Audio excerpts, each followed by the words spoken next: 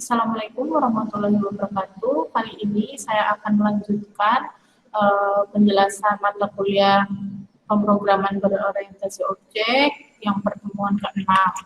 Di pertemuan ke-6 ini kita akan membahas mengenai kelas dan komponen pendukungnya. Masih seperti sebelumnya, untuk tim teaching PBO ini, yaitu saya, Business Ningsi, Eskom MMSI, untuk program studi informatika, dan Bapak Abed Willy Septiadi, MKOM, untuk program studi sistem informasi. Pokok bahasanya kita di pertemuan 6 ini, kita akan membahas mengenai kelas dan komponen pendukung pada Java. Untuk materi pokoknya itu ada 5 yang kita akan bahas nanti, yaitu yang pertama adalah konsep kelas dan objek, yang kedua modifier, yang ketiga kelas, yang keempat metode, dan yang kelima objek. Di pertemuan pertama kita sudah membahas mengenai materi pokok ini secara teorinya ya, secara teori definisi umumnya. Nah, di pertemuan ke-6 ini kita sudah membahasnya dengan diterapkan di bahasa pemrograman Java-nya, sudah diterapkan juga di aplikasinya, di NetBeans-nya. Kita membuat programnya, bagaimana membuat kelas itu seperti apa, dan membuat objek itu seperti apa, kita bahas di pertemuan 6 ini dan pertemuan selanjutnya. Ini gambaran dari konsep kelas dan objek ya. Di sini ada kelas yang terdiri dari objek-objek. Ini gambarannya seperti ini. Untuk modifier adalah keyword yang digunakan untuk A. Menspesifikasi deklarasi pengaksesan suatu member atau tipe. Modifier memberi dampak tertentu pada kelas, interface, metode, dan atribut. 2. Sebagai pelengkap suatu unsur, baik kelas, metode, maupun variabel, dan berfungsi menjelaskan bagaimana hubungan di antara unsur-unsur tersebut. Karena bersifat melengkapi, maka modifier bersifat opsional. Misalnya nih, bagaimana hubungan kelas yang lain, bagaimana hubungan kelas terhadap objek yang merupakan instannya, dan lain-lain. Masih diingat, ini bersifat opsional. Suatu unsur dapat memiliki satu atau lebih modifier. Bila lebih dari satu, maka urutan penulisan tiap-tiap modifier itu tidaklah berpengaruh. Yang penting semua modifier itu harus dituliskan di depan unsur yang dijelaskan. Ini ada access modifier, meliputi public, protect, private, atau default. Kemudian ada final, itu di sini meliputi ini tanda centang, berarti dia bisa berlaku di kelas, metode, variabel ya. Meliputi final. Statik, kalau statik itu di kelas tidak ya. Abstrak di variabelnya yang tidak. Access modifier digunakan untuk mengatur aksesibilitas suatu unsur. Yaitu di sini ada default, public, private, protect. Untuk default, bila suatu unsur tidak dideklarasikan sebagai salah satu dari private, public, atau protect, selain itu, bila dinyatakan secara eksplisit, maka Java akan menganggap suatu unsur bernilai default. Jadi kalau kita tidak menuliskan itu private, public, atau protect, itu berarti kita menggunakan yang default. Kemudian untuk yang public, membuat unsur yang dimiliki oleh suatu kelas bersifat available terhadap semua kelas, karena public ya, baik yang terletak dalam package yang sama maupun berbeda.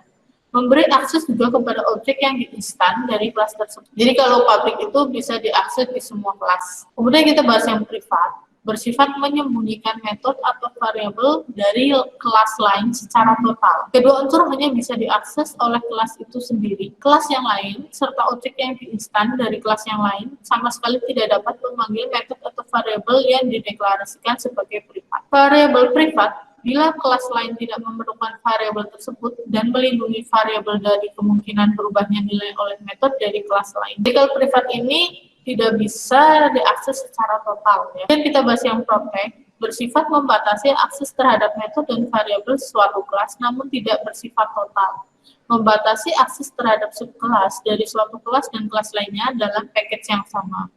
Jadi kalau public bisa diakses semua kelas, kalau privat menyembunyikan secara total, dan kalau protect itu dibatasi tapi tidak secara total. Masih pembahasannya ya, kalau ini karakteristiknya, kalau default tampak di paketnya, kalau di kelas interface, nah kalau di metode dan atributnya diwarisi oleh subkelasnya di paket yang sama dengan kelasnya, dapat diakses oleh metode di kelas yang sepaket. Kalau public, kelas dan interface tampak dimanapun. Kalau metode diwarisi oleh semua subkelasnya dapat diakses dimanapun. Nah, kalau privat tidak dapat diterapkan di kelas maupun interface. Kalau di metode tidak diwarisi oleh subkelasnya, tidak dapat diakses oleh kelas lain karena tadi ya dibatasi secara total. Sedangkan protect tidak dapat diterapkan, masih sama, diwarisi oleh semua kelasnya, dapat diakses oleh metode di kelas yang sepaket. Jadi tidak secara total yang masih bisa diakses oleh metode yang di kelas yang sepaket. Nah, kemudian ada yang abstrak dan final. Abstrak modifier digunakan pada kelas atau metode untuk menyatakan bahwa unsur-unsur tersebut tidak dapat secara langsung diinstansiasi menjadi objek. Final digunakan bila suatu unsur memiliki nilai yang tetap tidak dapat diubah. Pada kelas menyatakan pada kelas tersebut tidak dapat diturunkan menjadi subkelas. Pada metode menyatakan bahwa metode itu tidak dapat di-override oleh metode yang lain. Pada variabel untuk membentuk suatu konstanta. Nah, ini karakteristik dari abstrak dan final ya. Silakan nanti kalian bisa baca dan pahami sendiri karena tadi sebagian sudah saya jelaskan juga. Statik digunakan untuk menyatakan bahwa suatu metode dan variabel hanya dimiliki oleh kelas yang bersangkutan dan tidak dapat diserahkan kepada objek pada saat instansiasi, walaupun dapat menciptakan objek dari kelas tersebut, namun tidak dapat mengakses metode dan variabel melalui objek tersebut. Tadi sudah pernah dibahas juga ya di slide berikutnya. Nanti kalian bisa cermati lagi dan kita diskusikan lebih lanjut. Oke, kita lanjutkan. Sekarang kita membahas mengenai kelas atau kelas. Dalam konsep OOP pada Java, modul berupa kelas dan metode. Kelas dan metode dibagi menjadi dua, yaitu satu, kelas dan metode standar, yaitu kelas atau metode yang telah disediakan oleh Java dan menjadi reference library. Java telah menyediakan begitu banyak kelas standar maupun metode yang dapat digunakan untuk aplikasi yang spesifik. Kumpulan kelas atau metode ini sering dikenal dengan istilah API. Dua, kelas dan metode yang didefinisikan sendiri. Selain kelas dan metode standar, terkadang kita juga perlu memodelkan suatu objek ke dalam kelas dan mendefinisikan data serta metode yang dimilikinya. Bila aplikasi tersebut besar dan kompleks, kita dapat membaginya menjadi beberapa paket yang di dalamnya terdapat beberapa kelas. Ini untuk deklarasi kelasnya ada dua, yang secara sederhana dan secara umum. Yang secara sederhana, kelas, nama kelas, diingat aturan penamaan kelas ya. Kemudian body. Yang secara umum itu ada modifiernya, kelas, nama kelas, modifier 2, terus kemudian body. Di sini ada penjelasan untuk tadi ya yang dari codingan secara umumnya untuk modifier 1 dan 2. Ini penjelasannya masih sama yang tadi dibahas ya. Modifier 1 itu ada public, private, protect, abstrak, final. Pembahasannya sudah pernah dijelaskan sebelumnya. Silakan kalian baca lagi, masih sama. Kemudian untuk modifier yang kedua, yang A, extend superclass, digunakan untuk inheritance, yaitu bila kelas tersebut merupakan subkelas dari suatu kelas super atau superclass. Yang B, implement interface, digunakan bila kelas mengimplement satu atau lebih interface. Ini ada contoh nanti penulisannya. Sebenarnya kita juga sudah pernah membuat kode program dari pertemuan sebelumnya ya, karena sudah kita contohkan, cuma pembahasannya belum fokus banget ke kelas yang lebih dalam ya. Yaitu ada public class, nama kelasnya. Ini modifiernya, ini kelas, ini nama kelasnya, yaitu mobil, dan ini body class. Nah, ini contoh pembuatan kelasnya. Seperti biasa kita buat projectnya, terus juga kita buat ditambahkan lagi kelas. Nah, di sini yang kelas, di sini yang kelas mainnya itu yang biasa sudah ada. Nah, yang kelas ini kita buat lagi lalu diberi nama. Di kelas ini saya membuat ini outputan sederhana aja. Yang penting kalian tahu penggunaan kelasnya ya. Di kelas ini saya buatkan atribut menggunakan modifiernya privat, tipe data string, dan variabelnya nama dan name. Lalu di sini saya buat metodenya yaitu public void set nama string A nama A. Yang ini juga sama public string get nama, yang tadi set, yang ini get return nama. Kemudian ada public void set nama string name nama. Ya, jadi kita membuat ada dua set dan get. Kemudian yang di satunya lagi kita buat untuk statement pemanggilannya nih. Di sini kita buat objeknya mahasiswa MHS sama dengan new mahasiswa. Di sini objeknya mahasiswa titik set nama Justin. Di sini pemanggilan ya, pemanggilan set nama. Ini untuk statementnya, nama saya adalah, nanti dia akan mengambil dari sini. Get berarti dia mengambil. Yang ini juga sama, ini untuk name-nya. Oke, nanti untuk keluarannya itu nama saya adalah Agustin. NIM saya adalah 19SA1000. Metode adalah bagian dari tubuh program yang mengimplementasikan suatu action sehingga kelas atau objek dapat bekerja. Metode diimplementasikan di dalam kelas dan menyediakan informasi tambahan yang mana kelas tidak dapat menangani sendiri. Metode dikenal juga sebagai suatu function atau prosedur. Dalam OOP, metode digunakan untuk memodularisasi program melalui pemisahan tugas dalam suatu kelas. Pemanggilan metode menspesifikasikan nama metode dan menyediakan informasi yang diperlukan untuk melaksanakan tugas. Kita bahas jenis metode. Metode dapat didefinisikan lagi. 1. Metode yang memiliki parameter kosong atau memiliki beberapa parameter.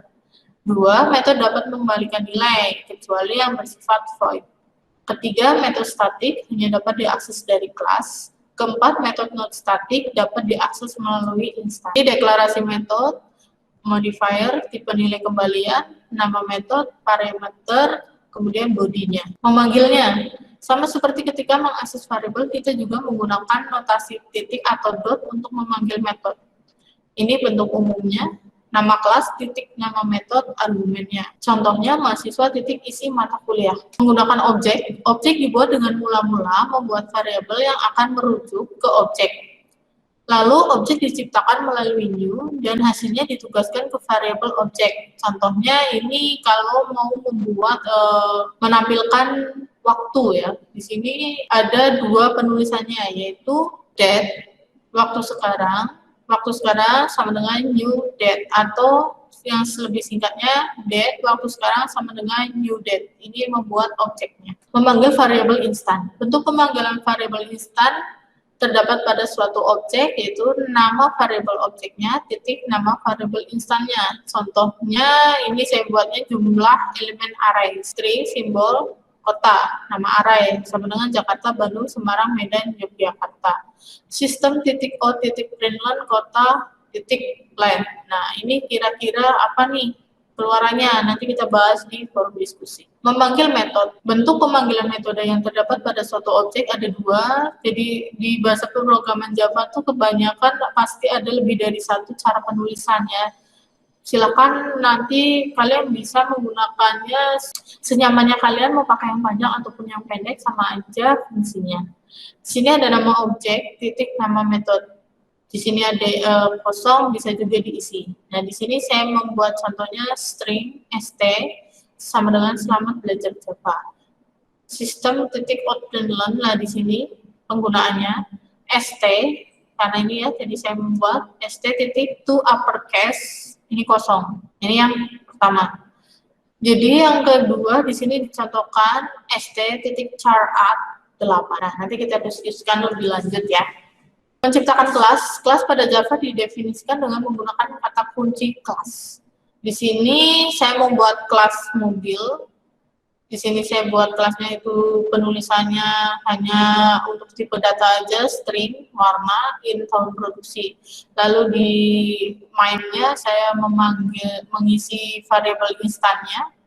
Mobilku titik warna sama dengan hitam. Mobilku tahun produksi 2019, jadi harus disesuaikan penulisannya ya. Lalu untuk menampilkannya seperti biasa pakai sistem outprintln warna titik 2 plus mobilku dot warna, berarti dia akan memanggil ini. Tuh, jadi nanti outputannya warna titik 2 hitam, tahun titik 2 2019. Kelas dengan metode. Sebuah kelas umumnya tersusun atas variabel instan dan metode untuk objek.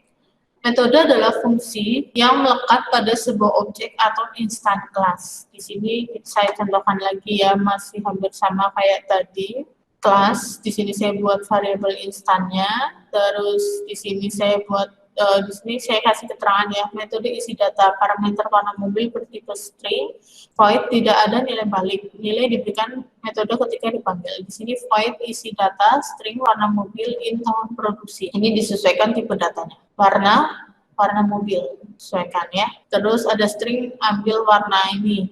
Pengambilannya ini untuk ambil tahun produksi. Nah, ini kelas mainnya biasa untuk mengisi variabel instannya, dan sini untuk menampilkan isinya. Oke, selanjutnya kita bahas mengenai kata kunci this. Di dalam Java terdapat suatu besaran referensi khusus yang disebut this, yang digunakan di dalam metode yang dirujuk untuk objek yang sedang berlaku.